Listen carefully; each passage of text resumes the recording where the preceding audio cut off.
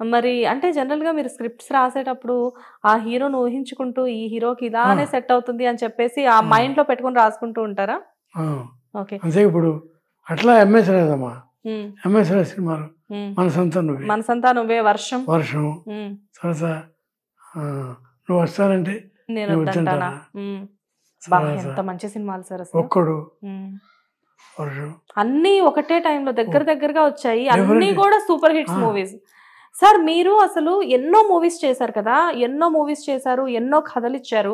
కానీ మీరు ఇచ్చిన మూవీస్ అన్నిట్లో కూడా ఎలాగో ఫేవరెట్ హీరో ఎవరు అంటే మీరు ఖచ్చితంగా నాకు చెప్పలేదు.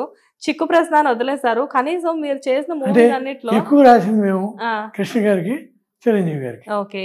మరి కృష్ణ గారికి, చిరంజీవి గారికి. కానీ వీళ్ళిద్దరిలో ప్రతి ఒక్కరికి మనసులో ఒక ఫేవరెట్ అనే వాళ్ళు ఉంటారు కదా, వీళ్ళంటే నాకు ప్రాణం అన్నట్టు. ఇప్పుడు మీరే చెప్పారు ఎన్టీఆర్ గారు అంటే మీ బ్రదర్ కి చాలా ఇష్టం అని చెప్పేసి. అలాగే మీకు ఇష్టమైన హీరో సోహన్ బాబు ఉన్నాడు.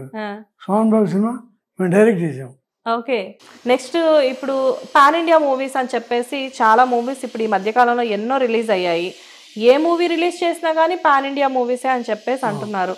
సో వాటి గురించి ఎందుకు అవి పాన్ ఇండియా మూవీస్ అని చెప్పేసి మాట్లాడుకుంటున్నారు కదా, వాటి గురించి మీ అభిప్రాయం ఏంటి?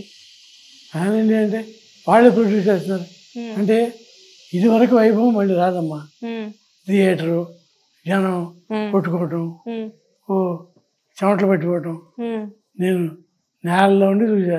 నేల టికెట్ కూడా వెళ్ళారా మీరు? ఎన్టీ రామారావు సినిమా ఏదో మా చిన్నప్పుడు, మీ చిన్నప్పుడు బ్లాక్ అండ్ వైట్, అక్కడే వస్తుండేవారు. అబ్బా అంతే నేల.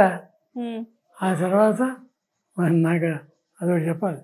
నేల టికెట్లు సతీసుతో ఏదో సినిమా చూస్తుంటే మా ఎస్ఎస్ఎల్సి రిజల్ట్స్ వచ్చినాయి, పేపర్లో పడాయి ఆ రోజుల్లో తెలుసా. 10th class.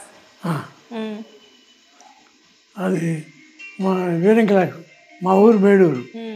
చంద్రమోహన్ మా ఊళ్ళో చదివాడు నాతో పాటు. చంద్రమోహన్ గారా? ఇద్దరు బెంచిపేటలు. ముందు ముందు మీరు పాన్ ఇండియా మూవీస్ కి వేటికైనా మళ్ళీ మీరు స్క్రిప్ట్ ఇచ్చే ఆలోచన ఏమైనా ఉందా మీకు? అలా చేయొచ్చు. చేయాలంటే ప్రొడ్యూసరు ఉండాలి. నాకు ఎంఎస్ రాజు మంచి ప్రొడ్యూసరు. ఎంఎస్ రాజు గారు అంటే మీరు మనసంతా నువ్వే ఇవన్నీ తీశారు కదా ఎంఎస్ రాజు గారితో. సార్ మనసంతా నువ్వే సినిమా టాపిక్ వచ్చింది కాబట్టి అడుగుతున్నాను. మనసంతా నువ్వే సినిమా హీరో ఉదయ్ కిరణ్ గారితో మీకు మంచి అనుబంధం ఉందా? ఎలా? అసలు సినిమాలు మేమే, ఉదయ్ కిరణ్ సినిమాలు అతను ఆత్మహత్య చేసుకునే వరకు అన్నీ మేమే. అది అసలు ఎలా ఉండేవారు సార్ ఉదయ్ కిరణ్ గారు? ఎలా ఉండేవారు? చాలా బాగుండేవాడు. నేనే ఖచ్చితంగా ప్రొడ్యూసర్ ఏం రత్నం అడ్వాన్స్ తీసుకొచ్చాడు. తీసుకోవాలంటే అమ్మో అంటే భయం. అలా ఉండేది అతనికి. ఎందుకు సార్ భయం? ఎందుకు? ఏంటో అంటే ఆ భయమే అతన్ని చంపేసింది. తర్వాత అనుకున్నా అంత అది వంశపారంపర్యంగా. అంటే ఏమై ఉంటుంది సార్ ఉదయ్ కిరణ్ గారు అలా చేసుకోవడానికి కారణం ఏమై ఉంటుంది? వాళ్ళ కుటుంబంలో ఎవరో చెప్పారు, వాళ్ళ ఫాదర్ ఎవరు అట్లా కాశీకి వెళ్ళి అది గంగలో అయ్యింది వాస్తవాలు మనకు తెలియదు, చెప్పుడు మాటలు.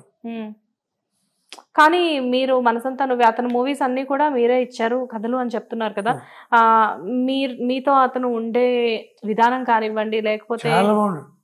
అస్సలు నీ స్నేహం. శ్రీరామ్ చేశారు మీరు అతనితో, శ్రీరామ్ మూవీ చేశారు, శ్రీరామ్ కి అవార్డ్స్ కూడా వచ్చాయి. అండ్ నీ స్నేహం అండ్ మనసంతా నువ్వే ఎన్నో సినిమాలు మీరు ఇచ్చినవి. ప్రతి కథ కూడా అతనికి ఎంతో మంచి విజయాన్ని ఇచ్చింది. సో మీతో చెప్తూ ఉండేవారా, మీతో వర్క్ చేసిన ప్రతిసారి కూడా నాకు మంచి హిట్స్ పడుతున్నాయని చెప్పేసి? ఎలా అనిపించింది సార్ అతను అలా చేసుకుంటారు అని మీరు ఎక్స్పెక్ట్ చేశారా?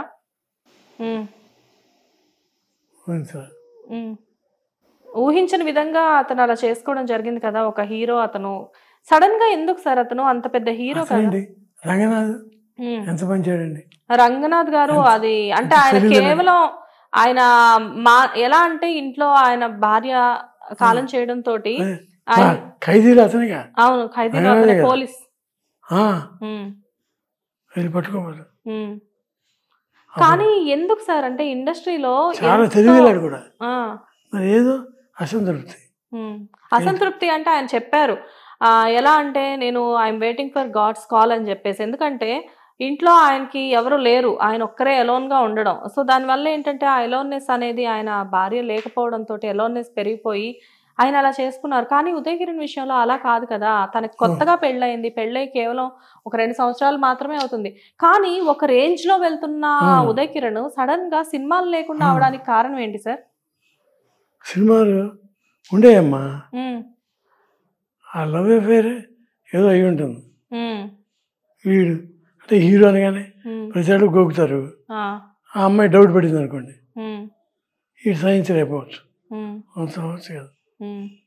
అంటే అవన్నీ ఊహలు, ఫ్యాక్ట్స్ కాదు. కానీ చాలా బాధపడి ఉంటారు కదా అతను అలా చేసుకోవడం. ఎందుకంటే మా చేతుల్లో వచ్చిన కుర్రాళ్ళు వీళ్ళంతా. నిజంగా మీ బిడ్డల్లా అనిపిస్తారేమో కదా వీళ్ళందరూ. ఎందుకంటే మీ చేతులతో వాళ్ళని మీరు పైకి తీసుకొచ్చినప్పుడు ఖచ్చితంగా మీ పిల్లలు అన్న భావన మీలో ఉంటుంది, అంతే కదా సార్? ఓకే. అండ్ ఇంకా ముందు ముందు మీ దగ్గర నుంచి ఏమైనా సినిమాలు వచ్చే, అంటే ఏమైనా కథలు వచ్చే అవకాశం ఉందా? అంటే నా కృష్ణవంశ అంటే తేజ అంటే ఇష్టం. వీళ్ళు మాట వినరు. వాళ్ళకి అంటే వాళ్ళు ఏమనుకుంటే అదే అద్భుతంగా తీస్తారు. వాళ్ళతో ఏమైనా ఉంటే చెబుదామని ఈలోగా పవన్ కళ్యాణ్ని మీట్ అవుదాం అనుకుంటున్నా. పవన్ కళ్యాణ్ గారిని కలుద్దాం అనుకుంటున్నారా? అంటే దేని గురించి? సినిమా రాశా, రెడీ చేశా స్క్రిప్ట్, వెళ్ళి వినిపిద్దామని. నాకు బాబు నంబర్ అంటే పరిస్థితి బాగాలేదని కూర్చున్నా. అంటే వాళ్ళకి తెలియదు కదా, అదేంటి వినిపిస్తానంటే రాలేదు అనుకుంటారు. వినిపించడం కూడా ఇట్లా ఆగుతున్నా, డైలాగ్ చదువుతుంటే చూసారా ఆగే. సో ఇట్లా.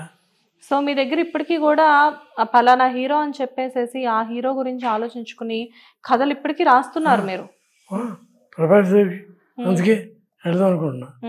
రేపు 2-3 రోజులు ప్రభాస్ ఆ సినిమా చేస్తున్నాడు, వైజయంతి మూవీస్ అది చేస్తున్నాడు. వైజయంతి మూవీస్లో వేణుదాసం, అగ్నిపర్వతం ఏంటి అక్కడే అసలు గొప్ప గొప్ప సినిమాలు సార్ అవన్నీ. వాటి గురించి మాట్లాడడానికి కూడా అంటే మాకు తెలియనితనం వల్ల ఏమో అన్నీ మాకు ఎప్పుడెప్పుడు సినిమాలు తెలియవు. కాకపోతే మీ ఇంటికి వచ్చిన తర్వాత ఎన్నో అవార్డ్స్ చూసిన తర్వాత మాకు అర్థమైన విషయం ఏంటంటే మీ గురించి మాకు తెలిసింది గోరంతే, కానీ వెనకాల పెద్ద పర్వతం ఉంది, అది మేము తెలుసుకోలేకపోయాము. అంటే చిన్న విషయం కాదు సార్, ఎంతో కృషి కదా సార్. అంటే మీరు మీ కొడుకు రాజు కొడుకు రాజు, కానీ కవి కొడుకు కవి కాదు, నటుడు కొడుకు నటుడు చాలా మంది అయ్యారు. మన తెలుగు ఇండస్ట్రీలో ఉన్న వాళ్ళందరూ చాలా వరకు వాళ్ళే ఉన్నారుగా, కనుక నటుడు మనవడు అవ్వాలి అని కోరుకుంటున్నా.